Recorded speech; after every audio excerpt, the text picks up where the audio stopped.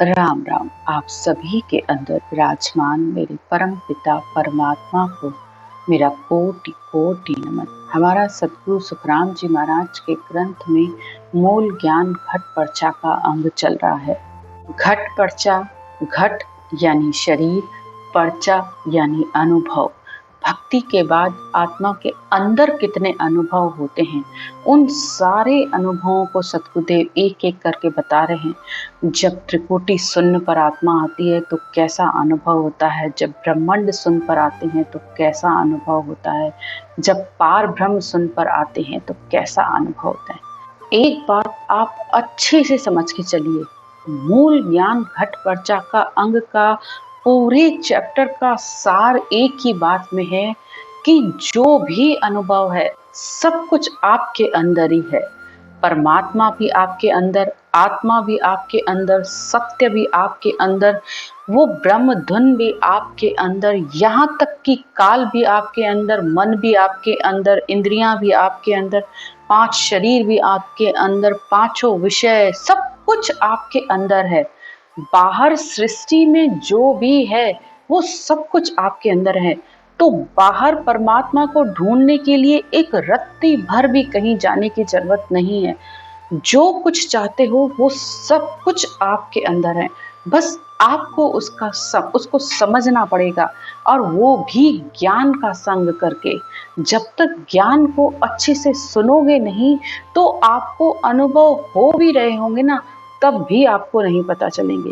अनुभव न होने के 2 ही कारण होते हैं, एक सिमरन की कमी, रटना की कमी, दूसरा आप ज्ञान को सुनते ही नहीं हो, दुनिया भर के सत्संगों में जाते हो, हर धर धर भटकते रहते हो। इस संत ने अच्छा बोला, उस संत ने बहुत अच्छा बोला।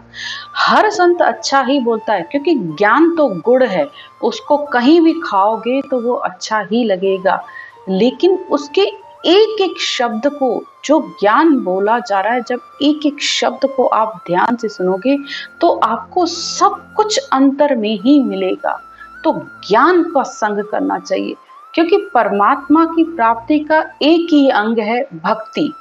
भक्ति यानी नाम जप और सुमरन करना, और भक्ति का अंग ये होता है कि ज्ञान का संग करना। ज्ञान का संग करोगे तो भक्ति अपने आप समझ में आने लगेगी। और ज्ञान का अंग ये होता है कि अर्थ और निर्णय, यानी जो निर्णय किया जा रहा है वो पक्षपाती नहीं होना चाहिए कि मैं गुरु तू चेला। उस ज्ञान को बताने वाले के अंदर न ही अहंकार होना चाहिए, न ही मैं और मेरा, मुझे सब पता है, नहीं। इस सतगुरु सुखराम जी महाराज के ज्ञान की सबसे पहली बात यह है कि अंदर आपको निरपक्ष रहना पड़ेगा, निरपक्ष निर्णय कर। जहां आत्मा को निरपक्ष निर्णय मिलता है, आत्मा पल में जागृत होती है। अब ये पक्ष की बात सिर्फ गुरु पे नहीं लागू होती है, सामने वाले पर भी लागू होती है। न दोनों में ही जब पक्षपात नहीं होगा, गुरु के अंदर ये भाव न हो कि मेरे चेले बन जाएं, और शिष्य के अंदर ये भाव न हो कि ये गुरु मुझे तारेगा। क्योंकि तारने वाला ज्ञान है, भक्ति है, सुमरन है। उसके बिना आप नहीं तर सकते। कितने ही बड़े संसार के आप गुरु कर लो, गुरु करने से नहीं है, गुरु के ज्ञान से आप तर सकते हो। तो दोनों ही अंदर अपनी चालाकियां खेलते रहते हैं। क्योंकि बिना सुमरन के अगर आप सोच रहे हो कि सामने वाला आपको तारेगा, तो उसमें नहीं है ताकत। परमात्मा तो तार सकता है, परमात्मा का ज्ञान भी आपको तार सकता है, लेकिन किसी शरीरधारी में इतनी ताकत नहीं है कि वो आपको तार सके इस संसार से। तो 9 दरवाजा लांग के ये हेली, 10वां उगाड़े जाए, 100 साधु जन केवली येली, 12 चरण रहो लपटाए। तो जिसने 9 दरवाजों को लांगा हो, जिसने 9 तत्व लिंग शरीर को भी पार किया हो, फिर 10वें द्वार को भी खोला हो, जिसने बजर पोल और भंवर गुफा को, सिद्ध शिला को पार करके वो आत्मा उस अगम देश में पहुंची है। अगर ऐसे संतों का ज्ञान मिल जाए तो फिर उनके चरणों, यहाँ चरण का मतलब उनके ज्ञान का संग करके उनके बताए हुए भेद और विधि से सुमरन करो तो तुम भी वहीं पहुंच जाओगे। तो सबसे पहले अगर ऐसा कोई संत मिला है जिसके ज्ञान को सुनकर आपके अंतर आत्मा चेतन हो रही है, वो आपको बार बार भक्ति करने के लिए प्रेरित कर रही है, तो समझ जाओ जब आत्मा को बहुत भूख लगती है ना, तब वो आत्मा अंदर से बार बार परमात्मा के लिए तरसती रहती है। और तुम कहते रहते हो कि हमेशा कि मेरा मन भक्ति में नहीं लगता, मेरा मन भक्ति में नहीं लगता। भाई भक्ति में क्यों नहीं लगता, उसका कारण भी तो समझो कि अंदर तुम्हारे चल क्या रहा है। कि भाई एक तरफ तो आप कह रहे हो कि मैं सत्संग में जाता हूँ, हर सत्संग को सुनता हूँ, रोज ज्ञान को सुनता हूँ, और फिर दूसरी तरफ ये कहते हो कि मन नहीं लगता है। तो दोनों बातों का मेल कहाँ पे है? इस बात को थोड़ा सा बैठ के विचार करो कि आत्मा को भूख लगती है, मन को नहीं। मन को तो संसार चाहिए, मनोरंजन चाहिए, तो उस बेचारे को थोड़ी देर के लिए साइड करो। एक बच्चा भी पहले दिन जाकर स्कूल में नहीं बैठता है। जब वो कोई बच्चा 2-3 दिन में स्कूल में जाना सीख लेता है, कोई बच्चा महीने में सीखता है, कोई 6 महीने सीखता है, लेकिन आखिर तो वो एक स्कूल जाना सीख ही लेता है और वहाँ पर बैठना भी सीख लेता है और पढ़ाई करना भी शुरू कर देता है। इसी तरह संसार के उदाहरणों से समझिए ना कि जिस स्त्री का पति ना हो तो क्या उसका ससुराल में मन लगता है? पति होगा तभी तो वो ससुराल के सुख दुख दोनों को सहन करके वहां पर रहेगी। इसी तरह ये आत्मा भी स्त्री है। इस आत्मा को जब शब्द रूपी पति का संग नहीं होगा तो ये मन भक्ति में लगेगा कैसे? तो सबसे पहले इस मन और शरीर को बिठाना सिखाओ। जैसे बच्चा स्कूल में बैठना सीखता है, ऐसे ही सबसे पहले तो तुम अपने इस शरीर को संभालो, इस शरीर को बैठाओ। चाहे मन लगे चाहे न मन लगे, लेकिन एक 15 मिनट बैठ के मुझे रटना करनी है। अगर मन बहुत ज्यादा परेशान कर रहा है तो आंखें खोल के सुमिरन करो और अंतर की दृष्टि से थोड़ा इस श्वास को देखते हुए सुमिरन करो। श्वास को थोड़ा लंबा खींचते हुए, तो धीरे धीरे ये मन आने लगेगा। ये मन, शरीर, इंद्रियां सब आपकी भक्ति करने लगेंगी। लेकिन सबसे पहले बैठना तो सीखो। बैठे बिना आप इस सिमरन की विधि को, भेद को समझ ही नहीं पाओगे। तो सिमरन को जब विधि से किसी से सीख के करो या सुनकर करो, बार बार बताया जा रहा है कि सिमरन इस तरीके से करो, कंठ और जिह्वा से करो, श्वास पर श्वास, इन सब का मेल करते हुए करोगे तो मन अपने आप लगेगा। और जिस दिन शब्द आ जाएगा तो ये आत्मा तो वैसे ही उसका संग करने के लिए तड़प रही है, ये वैसे ही उसके साथ साथ चल देगी।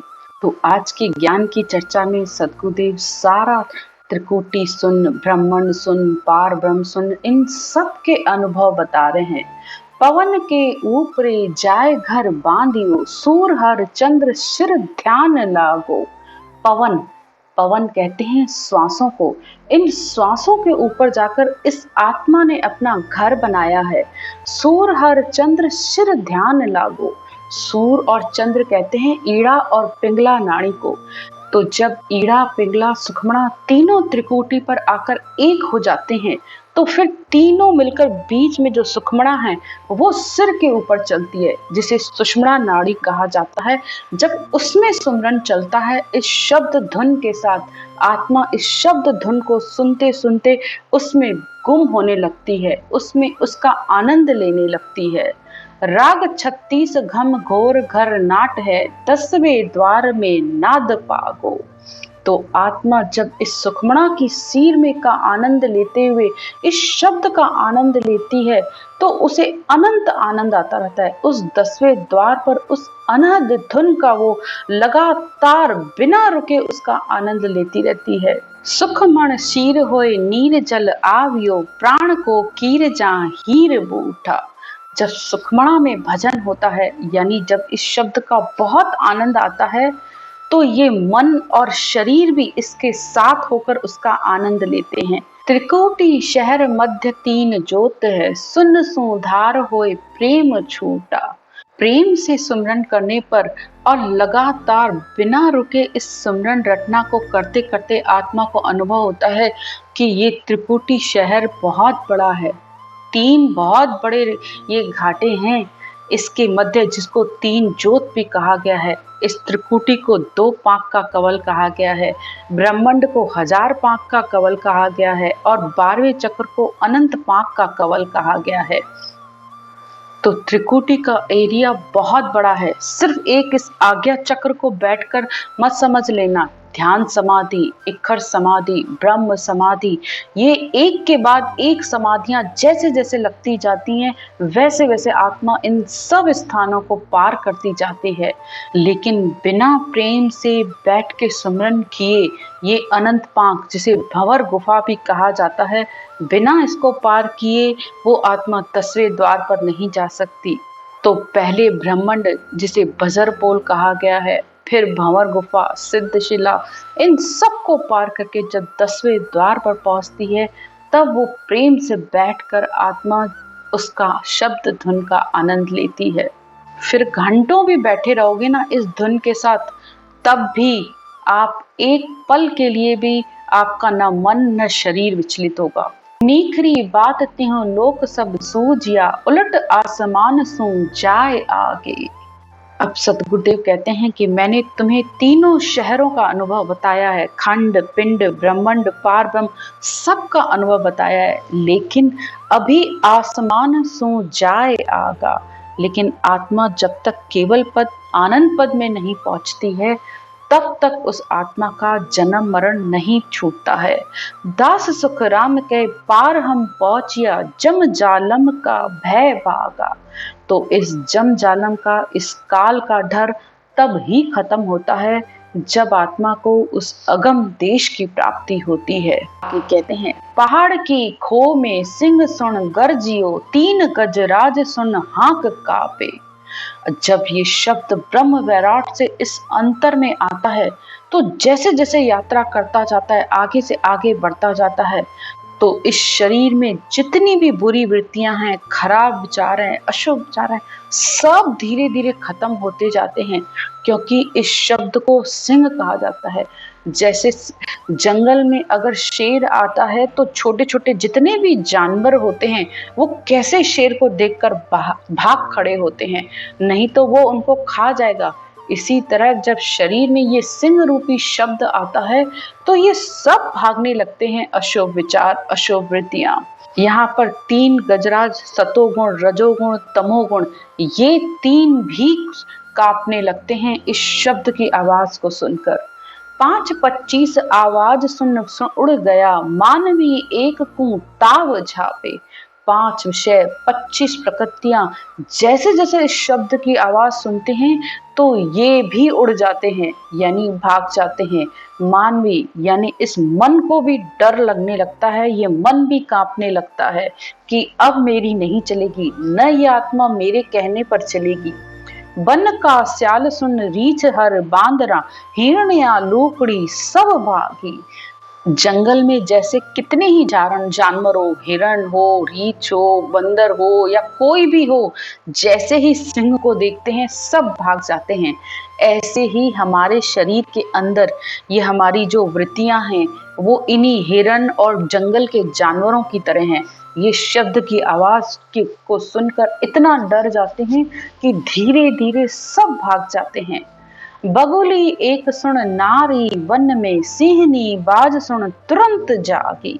सिंहनी यानी जब आत्मा इस शब्द की गोर को सुनती है, तो वो चेतन हो जाती है और जागृत हो जाती है। बगुली कहते हैं ममता को, और नारी यानी अहमता। ये अंतर है जो नारियां हैं, अहमता, ममता, मैं, मेरा, राग, द्वेष, जितनी भी बुरी वृत्तियां हैं, सब खत्म हो जाते हैं धीरे धीरे। भैंसड़ो वन में चरत ही बाजगो, 5 विषय कर सान ढर छाड़ खेती। भैंसड़ो कहा गया है अहंकार को। मनुष्य की नाभि तले हमेशा अहंकार रहता है, चाहे वो कितना बड़ा ज्ञानी बन जाए। जितना ज्ञान आता जाता है, कभी कभी तो इतना ज्ञानी हो जाता है कि वो अपने आप को ही भगवान का स्वरूप मानने लगता है, क्योंकि लोग इतनी प्रशंसा करते हैं, उसके ही भगवान को छोड़कर उसके भक्त बन जाते हैं। तो अहंकार तो किसी न किसी रूप में आकर अहंकार को सबसे बड़ा काल का रूप कहा गया है। वो किसी न किसी रूप में आके उसको मार ही देता है, कभी प्रेम से, कभी ज्ञान से, कभी बुद्धि के यानी किसी न किसी तरीके से अहंकार मनुष्य का खड़ा हो ही जाता है। सूक्ष्म से सूक्ष्म अहंकार भी, उसे लगता है कि मेरे अंदर नहीं है, लेकिन वो अंदर कहीं न कहीं एक कोने में बैठा होता है और जैसे ही मौका आता है तो उठ के खड़ा हो जाता है। लेकिन सद्गुरुदेव कहते हैं कि जब सिंह रूपी शब्द आता है तो ये अहंकार भी भाग खड़ा होता है। जैसे खेत में कितने ही जानवर हों और मालिक आ जाए तो वो डंडे से सबको मार कर भगा देता है, इसी तरह ये सिंह रूपी शब्द है, ये डंडा रूपी शब्द है। इसके आने पर आपके अंदर कितने ही जानवर हैं वो सब भाग खड़े होंगे। बाहर आपको जितने पशु दिखते हैं ना, चाहे बंदर हो, चाहे कुत्ते हो, चाहे बिल्ली हो, चाहे ये सब हमारे ही अंदर हैं। और ये सारे पशु किनको कहा गया है? हमारे अशुभ विचारों को, काम, क्रोध, लोभ, मोह, अहंकार, पांचों विषय, 25 प्रकृतियां, ये सब कुछ अंदर ही है। बाहर हो ना हो, लेकिन अंतर में आपके ये सब हैं। तो इन सब को भगाने का, इन सब को शांत करने का एक ही तरीका है, जब ये आपको ब्रह्म धुन की प्राप्ति होगी, जब आपको इस शब्द की समझ आएगी। दास सुखराम के सिंह यो गाजता, काल डर छाड़ गो प्राण सेती। तो सद्गुरुदेव कहते हैं जब सिंह की गर्जना होती है तो सब भाग जाते हैं। इसी तरह इस शब्द की गर्जना से काल भी डर कर प्राणों को छोड़कर भागा, यानी काल का डर भी मिट गया इस आत्मा के अंदर।